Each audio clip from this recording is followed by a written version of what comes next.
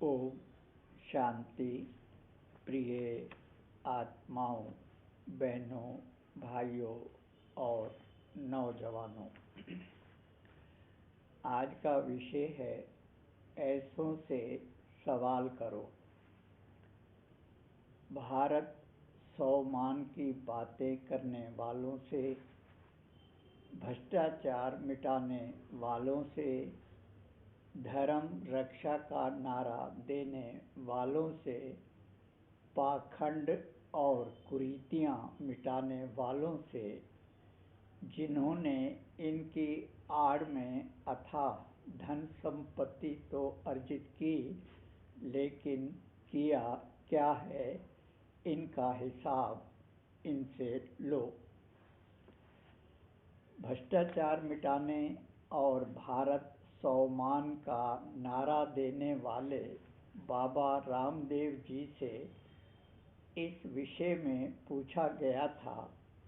जवाब की उम्मीद ना तो तब थी और ना ही अब है। जवाब होगा तब तो देंगे। रामदेव जी को भेजे गए पत्र का प्रारूप क्या था, वही आपके सामने प्रस्तुत कर रहा हूँ, सुना रहा हूँ। सुनिएगा। अति सम्मानीय बाबा रामदेव जी, आप ये बताना चाहेंगे कि दान लेने वाले भिखारियों का स्वाभिमान क्या होता है, उनका मान क्या होता है। जो स्वयं के स्वाभिमान की रक्षा नहीं कर सकते, वे भारत के स्वाभिमान की रक्षा क्या करेंगे। ये भी सभी जानते हैं कि रावण ने साधु वेश धरा था, भिक्षाहम देहि किया था। अब भी लाखों की संख्या में साधु हैं, वे भी भिक्षाहम देहि कर रहे हैं। ऐसे में भोला मानस कैसे समझे कि वास्तव में ये साधु है या साधु वेश में रावण है। आप ही बताओ, आप कौन हैं।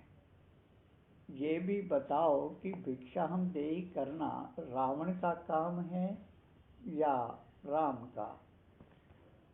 दूसरी बात, साधु सन्यासियों का लक्ष्य तो भगवान को पाना था, फिर श्री कृष्ण रूपी भगवान को सामने पाकर भी पहचान क्यों नहीं पाए।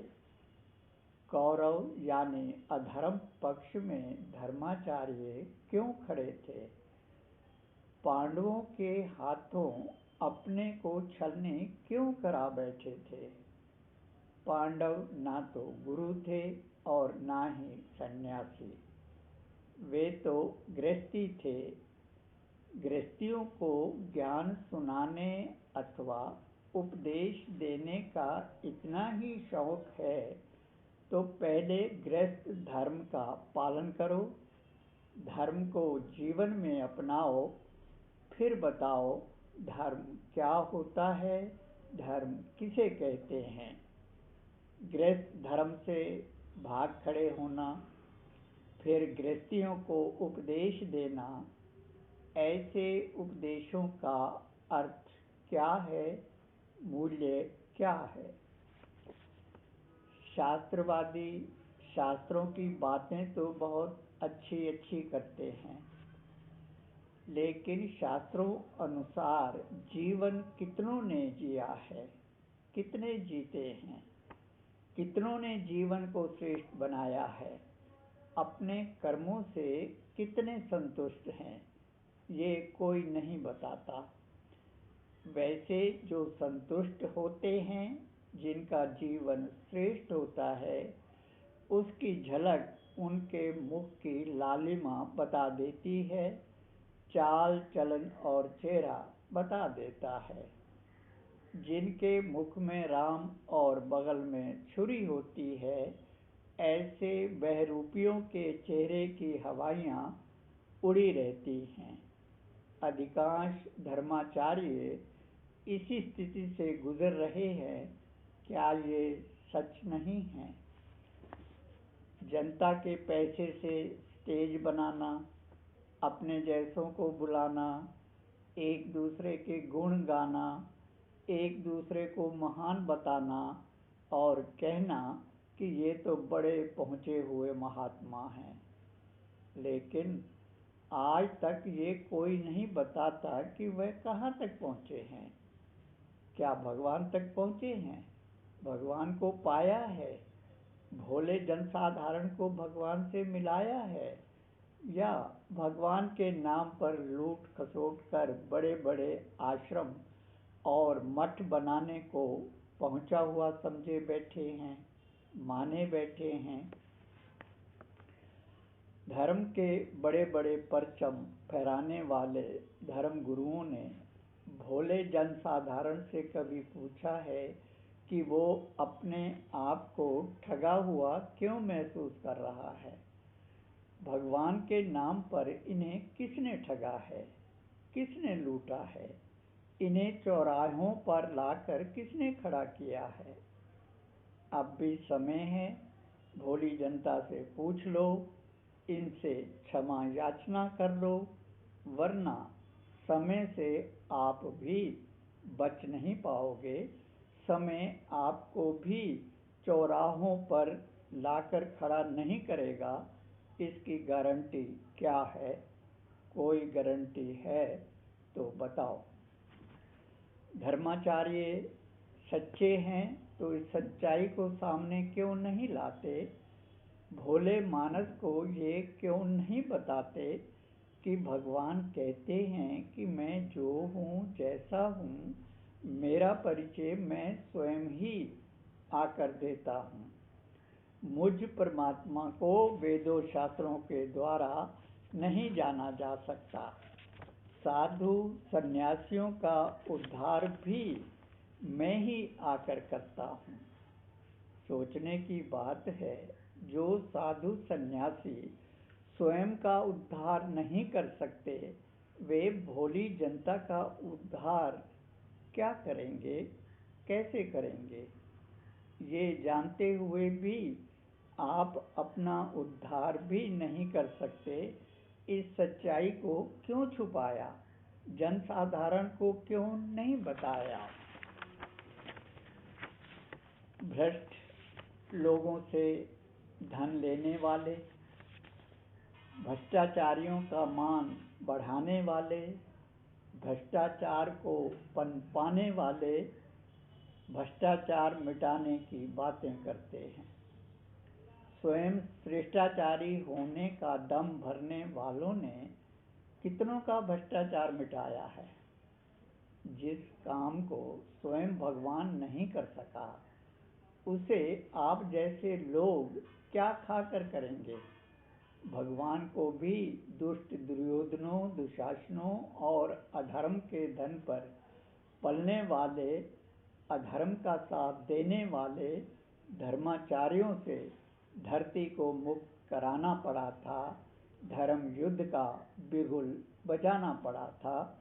अधर्म नाश और सत्य धर्म की स्थापना करनी पड़ी थी, ताकि भोला जनसाधारण आप जैसों से मुक्त होकर सुख की सांस ले सके, सुखी रह सके। रामदेव जी, अपने आप से पूछो और बताओ कि आप द्वारा स्थापित पंतंजलि योग पीठ भ्रष्टाचारियों के धन से बनी है या श्रेष्ठाचारियों के धन से? ईमानदार व्यक्ति जो 2 टाइम की रोटी नहीं जुटा पाता, वो आपके लिए इतना बड़ा तामझाम खड़ा कैसे करेगा? एक तरफ भ्रष्टाचारियों से धन लेना, दूसरी तरफ भ्रष्टाचार मिटाने का ढोंग रचना, ये कैसा गोरख धंधा है? यदि आप भ्रष्टाचार को मिटाना ही चाहते हैं, तो सबसे पहले भ्रष्टाचारियों के धन से बनी ये पंतंजलि योग पीठ को नष्ट करो। भारत को स्वाभिमानी एवं श्रेष्ठाचारी बनाना चाहते हैं तो स्वयं को भ्रष्टाचार से मुक्त करो, फिर भ्रष्टाचार मिटाने के लिए कदम बढ़ाओ। आस्था चैनल पर मजमा लगाना, रोज उन्हीं बातों को दोहराना, अपनी शक्ति और लोगों का समय गंवाना मूर्खता है या महानता?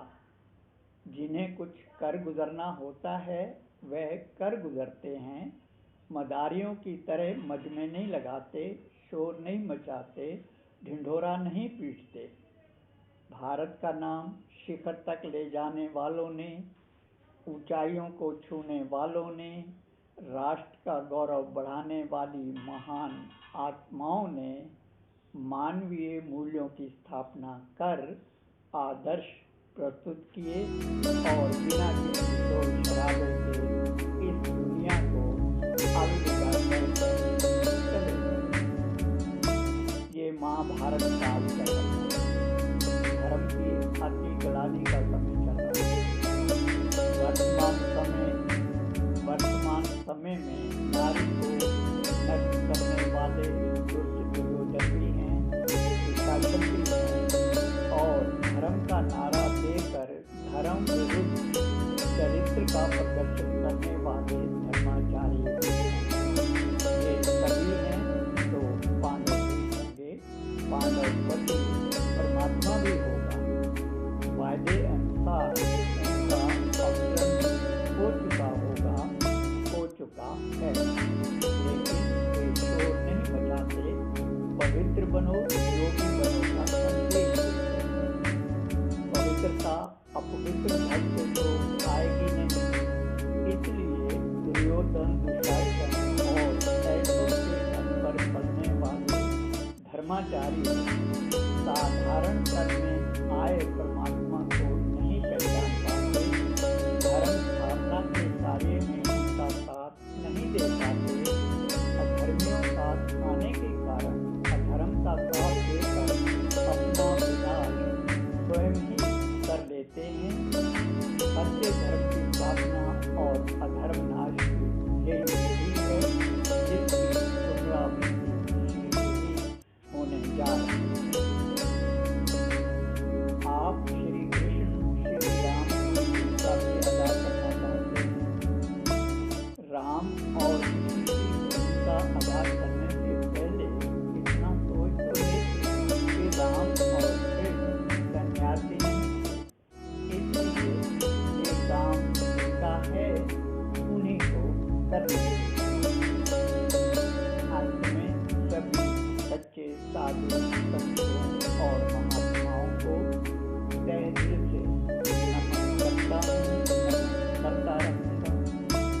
मधुर एवं